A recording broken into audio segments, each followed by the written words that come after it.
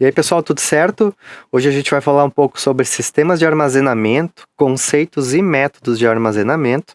E nessa aula, a gente vai falar especificamente de alguns conceitos importantes sobre sistemas de armazenamento que são utilizados na manufatura. Vamos falar então alguns métodos e equipamentos convencionais que são utilizados para isso e das estratégias de localização e controle de estoque. Essa terceira parte é um pouco mais básica aí, só para abrir um pouco a visão, né, do como é feito esses processos, de algumas coisas que são importantes aí para a gente melhorar a utilização desses sistemas. Depois a gente fala então dos sistemas de armazenamento automático e faz uma análise de engenharia também, faz uma modelagem básica em editor de planilha de um sistema desses. Então vamos lá, qual é a função dos sistemas de armazenamento nos sistemas de manufatura? Principalmente armazenar materiais que tem que ficar por um período de tempo nesse sistema e permitir o acesso, então, a esse material quando necessário. Então, por exemplo, aqui um sistema de estantes que guarda ali produtos finalizados, daqui a pouco guarda matéria-prima, peças, trabalho em progresso, que pode ser um lote que está parcialmente fabricado, né, e depois vai ser finalizado. Então tem uma série de materiais, vai ser uma parte super importante aqui da cadeia de suprimentos, que engloba então toda a parte ali dos recursos necessários para produzir e também questões de logística e tudo mais. E aqui a gente tem um potencial muito grande de automação para aumentar a eficiência desses sistemas. Então aplicar sistemas de manuseio automáticos que vão conseguir carregar e descarregar, por exemplo, esse sistema de estantes, automaticamente gerenciando já onde vai ser armazenado para tentar otimizar esse armazenamento e a velocidade de acesso e reduzir principalmente acidentes e falhas de armazenamento que acontecem em função ali do trabalho humano, das operações humanas e evitar principalmente danos aos produtos também e acidentes com essas pessoas que estão envolvidas. O que a gente normalmente armazena então nesses sistemas? Material bruto, matéria-prima que vai ser utilizada, peças, uma empresa, por exemplo, que fabrica um tipo de material, por exemplo, celular, pode ter estoque das peças que compra dos fornecedores ali, que vai fazer a montagem. Então, peças, ferramentas, os próprios moldes das injetoras, por exemplo, aqui um molde, o bloco, né, que vai fazer a moldagem da garrafa plástica, restos, resíduos de processos separados ali para ser vendido para reciclagem, material e papelada do próprio escritório ou da fábrica e também os produtos finalizados aí. Então tem muitos materiais que são, em geral, armazenados de várias maneiras, obviamente, né? Então a gente vai ver alguns dos sisteminhas mais comuns para isso. Além disso, qualquer sistema de armazenamento a gente vai tentar analisar também o desempenho dele ou tentar melhorar esse desempenho. Uma das métricas é a capacidade de armazenamento. Ela está associada com o volume, o espaço volumétrico total que tu tem disponível. Então pensa um armazém, esse armazém ali tem umas certas dimensões físicas e essas dimensões vão delimitar, por exemplo, a quantidade de pallets que tu vai poder armazenar no sistema. Então a capacidade está associada com esse volume ou com o número total de compartimentos disponíveis, então, em pallets, caixas, né, que o teu sistema tem. Então a gente vai tentar sempre melhorar ou utilizar ao máximo essa capacidade, tentar fazer um melhor aproveitamento. E outra métrica é a densidade de armazenamento, que é o espaço volumétrico disponível para armazenamento real em relação ao espaço volumétrico total. Isso tem a ver, pessoal, com o uso, né, ou a necessidade de corredores, espaços aéreos desperdiçados. Então está associado de uma forma com o aproveitamento de todo esse volume total que tu tem. Isso vai, se tu precisar de empilhadeiras, tu vai precisar de corredores, né, e tudo mais. Então, isso está associado com a densidade. E também temos aí, associado à densidade, a quanto produto tu consegue botar num determinado volume. Então, está associado muito mais ali a organização do espaço, justamente pela concentração de produto por metros cúbicos, por exemplo. Outras medidas de desempenho que vão ser super importantes é a taxa de transferência, que é o tempo que leva para tu, por exemplo, retirar ou armazenar alguma coisa no sistema. Então pense só uma caixinha, que é o teu sistema de armazenamento. Isso aqui representa, por exemplo, o pavilhão ou todo o teu depósito. Tu tem um ponto de coleta, um ponto de retirada, onde tu entrega esse material que tem que ser armazenado ou retirado. E essa taxa de transferência está associada, então, a quantas vezes a gente consegue fazer essas operações, né, de armazenar ou retirar por unidade de tempo. 20 transferências por hora, 20 transferências por turno, né, 20 transferências por segundo, por minuto, enfim, esse tipo de ideia, né, de taxa. E Storage Retrieval, então, SR, é o conceito que se utiliza, né, ou a abreviação em inglês, que faz toda a parte, então, dos estudos associados a isso. E quais são as etapas típicas para a gente armazenar? Tem que pegar a carga na estação de entrada, levar até onde a gente vai guardar lá no estoque, colocar a carga no local e voltar, né, para ficar pronto para o próximo pedido. Então, tudo isso é uma armazenagem e a retirada ou recuperação é a mesma coisa. Tu tem um tempo ali para fazer a movimentação até onde está armazenado, um tempo para retirar, para trazer de volta e voltar então ao ciclo. Então a gente pode medir esses tempos médios ou medir esses tempos para cada posição para conseguir obter métricas relacionadas a essas taxas. E alguns sistemas vão ter aí múltiplas transações por ciclo, quer dizer que consegue armazenar e recuperar ao mesmo tempo, porque vai ter mais equipamentos ali, mais elevadores disponíveis para movimentação. Outra medida importante é a utilização, que é a proporção de tempo que esse sistema está ocupado. Então, por exemplo, se tu tem um sistema com uma baixa utilização, quer dizer que, em geral, tu tem poucos acessos que tu tem que fazer no sistema de armazenamento. Então, tu tá com as máquinas que fazem o armazenamento, né? Ou com os equipamentos, os recursos ociosos. E a gente pode olhar, então, do ponto de vista de baixo, o sistema pode ter sido superdimensionado, justamente porque está ocioso, e a gente pode olhar a utilização, se ela for muito alta, quer dizer que caso aconteça alguma falha, caso tenha algum pico de demanda de produto, alguma coisa que está armazenada ali, não vai ter muito tempo de parada, e se essa utilização estiver alta, pode ter sempre um risco de atrasar alguma entrega em função desses tempos aí, né? Vai atrasar lá, encher um caminhão, então outro caminhão vai ter que ficar esperando um pouco porque atrasou, né? Por exemplo, para botar ou tirar as coisas em função de que o sistema está ocupado ou deu alguma falha e tem que ficar tudo parado ali, né? Então, a utilização é importante para manter a eficiência e a disponibilidade está justamente em medir, avaliar o tempo entre cada falha, que vai dar então também uma relação de confiabilidade, porque esses sistemas vão ter falhas no computador, falha de rede, falhas mecânicas, travamentos, tem que fazer manutenção programada, preventiva, preditiva, etc.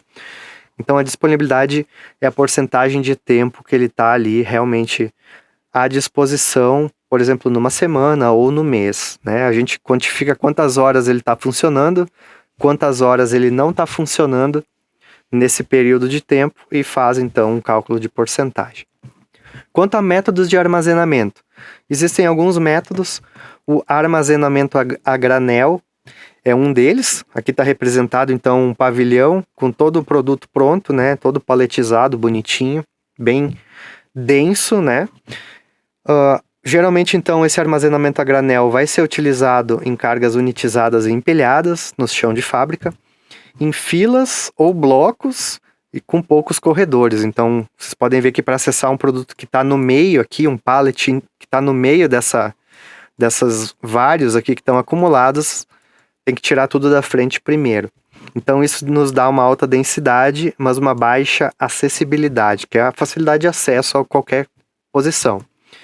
A gente tem o menor custo por metro quadrado e, em geral, aqui são itens que vão ficar com baixa rotatividade e grande estoque. Então, são produzidos lotes muito grandes que vão ficar armazenados por um tempo até os clientes pedirem ou esse lote talvez está reservado ali para ser retirado, né? Então, é um armazenamento bem denso, armazenamento a granel. E também, muitas vezes, esses blocos, né, essas quadras, digamos assim, todas têm alguma etiqueta para identificar aquele produto. Vocês podem ver aqui nessa figura do lado direito que cada pallet tem ali uma folha, né, de identificação com dados gerais, né, para rastreabilidade também. No armazenamento a granel, então, a gente pode ou deveria, né, dar uma pensada nessa questão da separação, dependendo da movimentação que é necessária, dependendo da acessibilidade. Outro sistema de armazenamento bastante usado, que a gente vê aí nos supermercados, tipo atacadão, assim, né? E também em muitas indústrias é os sistemas distantes, que vão permitir, então, armazenar cargas paletizadas, que tem o pallet embaixo como base, ou caixas muitas vezes, né? Mas geralmente está tudo em pallets. E outra coisa que, então, tem a necessidade do pallet, né? A própria carga não é utilizada para apoio, digamos assim. E esse sistema tem baixo custo, porque basicamente é uma estrutura metálica que vai fazer todo o tamanho, é tudo meio padronizado, o que baixa o custo, né? Tem uma boa densidade e uma boa acessibilidade. Então vai ser utilizado em armazéns. Também tem aí estantes cantilever, estantes portáteis, estantes de pallet, que são variações aí desse sistema. E aqui a gente utiliza a empilhadeira, então, para fazer todo o acesso. Aqui mais um exemplo.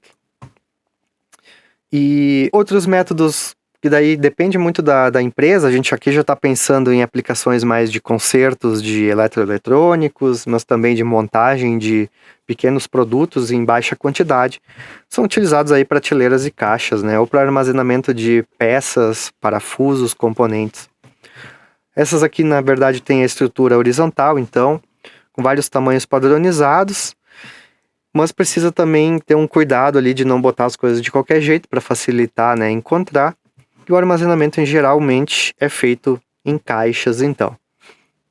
Depois tem os gaveteiros, né, os mais pequenininhos, então. Os gaveteiros é para pequenas ferramentas, itens de estoque. Geralmente a gente encontra isso aqui no setor de manutenção, esse tipo de material. O bom dele tem boa visibilidade, custo relativo é um pouco alto por causa do armazenamento em relação, né, à matéria-prima, o material que é feito, e tem uma boa acessibilidade também. Beleza, esses são... Vocês viram que a gente não falou de automação em nenhum desses sistemas ainda. Isso vai ser a parte 2 aí da aula, tá? Falamos aí dos sistemas mais manuais, assim, mais tradicionais que a gente encontra. Bom, uma coisa super importante também associada ao armazenamento é a forma que a gente vai armazenar, a estratégia de localização dos itens desse sistema. Então existem algumas estratégias, né? Já é um campo bem estudado isso aqui, né? Na parte de logística, armazenamento. Mas uma das estratégias é o armazenamento aleatório. Então, pensando num sistema ASRS que tem uma entrada e uma saída, por exemplo, o produto chega para ser armazenado no sistema, vai ser colocado em qualquer lugar disponível. Primeiro lugar mais próximo ou qualquer lugar disponível ali que tenha. Geralmente, então, como eu falei, é o espaço disponível mais próximo. E ele tem, para identificação em geral, a gente vai criar um SKU, que é uma unidade de manutenção de estoque. Às vezes, quando a gente compra algumas coisas em lojas online, aparece lá o SKU no pedido, que é um código interno que a empresa usa para fazer o gerenciamento dos seus estoques, né? Então, é utilizado esse esquema de criar um código para os itens que estão no estoque. E essa estratégia aleatória, ela pode ser que para algumas aplicações, né, seja muito útil, mas para outras pode ser difícil de gerenciar em função aí da rotatividade de espaços que tem, tá? Então, outra forma de fazer é classificar pela demanda, pela procura que determinado item tem no sistema de armazenamento, baixo, médio e alto, e o custo que ele tem, o custo para fazer essa movimentação ou o custo do produto como um todo. Então, tu vai classificar os estoques, um produto que tem baixa procura e baixo custo fica num determinado lugar, o que tem alta procura e alto custo pode ficar mais próximo, né? Então tu cria ali uma estratégia para conseguir organizar melhor, uma política, digamos assim, que vai funcionar melhor para o teu sistema. Tem o armazenamento dedicado também, onde cada item vai ter uma localização específica. Então isso já é pensado antes, né? Já é definido, é planejado isso. E geralmente para tomar uma decisão de como é que vai se localizar, pode usar também uma sequência numérica de itens, Pode classificar pelo nível de atividade, pela demanda, como foi mostrado na figura anterior, usar uma estratégia conforme a demanda e usar, né, o espaço, o taxa de atividade em determinado espaço com aqueles que têm maior taxa. Então, provavelmente, os espaços de armazenamento que estão mais próximos das entradas e saídas vão ser utilizados para os itens que têm maior demanda, por exemplo. Porque aí reduz os tempos, né? O sistema ali de movimentação vai ficar sempre mais próximo aqui das iniciais, logo vai gastar menos tempo do que se a gente tivesse colocado um item lá atrás. Então, geralmente, tu vai tentar equilibrar em função da demanda e manter tudo que tem mais rotatividade mais próximo da entrada e saída, para diminuir tempos e aumentar daí a taxa, né? Bom, comparação então entre o armazenamento aleatório e o dedicado. O aleatório, em geral, vai precisar de menos espaço, porque tu ocupa os primeiros espaços e é bem provável que os espaços do fundo não vão ser utilizados. E no armazenamento dedicado, então, tu consegue otimizar para tu ter uma taxa maior de entrega e retirada do teu sistema, tá? Então, como eu falei, os itens mais ativos vão ficar mais próximos da entrada e saída. E a gente pode dividir também em classes, né? Ou por tipo, né? Por exemplo, tu tem lá uma peça de reposição de uma máquina. E pode ser que essa peça fique em estoque 2, 3 anos. Então não faz sentido tu deixar ela próximo da entrada e saída, porque ela vai estar ocupando um espaço ali importante, né? Que vai permitir tu otimizar. Então tu vai colocar essas peças de reposição lá no fundo do estoque, porque eventualmente tu vai precisar, então não tem por que ela ficar ocupando o espaço mais importante aqui, que é o próximo da entrada e saída. E outra coisa importante quanto a estoques, pessoal, é o controle de estoque, né? Que é toda uma parte ali que vai organizar e vai gerenciar esse estoque. E muitas vezes na produção, principalmente quem trabalha com matéria-prima, sempre vai trabalhar com um conceito que eu trouxe aqui só para pensar que isso também pode ser automatizado, que é o controle de estoque de um determinado item. Então aqui esse gráfico ele mostra no eixo Y a quantidade que tu tem de um determinado item em estoque, e aqui no eixo X é o tempo, né, os dias passando. O que normalmente acontece? À medida quando tu faz uma reposição do teu estoque, tu vai receber uma determinada quantidade aqui, 110, por exemplo, e pela produção que tu tem, esse estoque vai diminuindo a uma determinada taxa.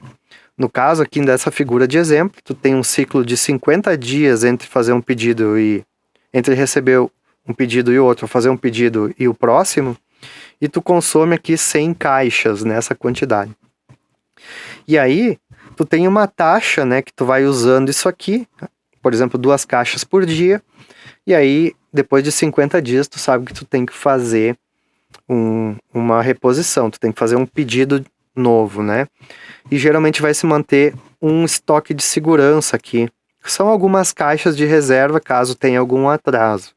Então tu também tem que fazer um gerenciamento para não faltar matéria-prima, né? Ou manter um estoque de segurança em alguns casos, quando tu sabe que tem riscos de disponibilidade, né? Isso a gente conversa com o fornecedor para ver como é que funciona. Também aí tem dados ao longo do tempo que pode te dar uma visão desse nível de segurança, tá? Mas se a gente tem um sistema integrado, onde a gente consegue controlar o consumo, né, da matéria-prima em estoque, fica muito fácil automatizar também esse sistema para que ele gere automaticamente uma ordem de compra toda vez que chega nesse nível de segurança. Então a gente pode fazer isso como programação dentro dos sistemas RP, MES, todos esses aí, beleza? Mas é uma coisa que pode ser automatizada também para facilitar o dia a dia, né? Ter mais avisos do teu sistema para facilitar o gerenciamento e evitar situações que dão algum problema. Beleza? Então fechamos aí a parte 1 com os conceitos e os sistemas tradicionais aí de armazenamento que a gente usa nos sistemas de manufatura. Na próxima aula, então, a gente vai falar sobre sistemas de armazenamento automático. Valeu!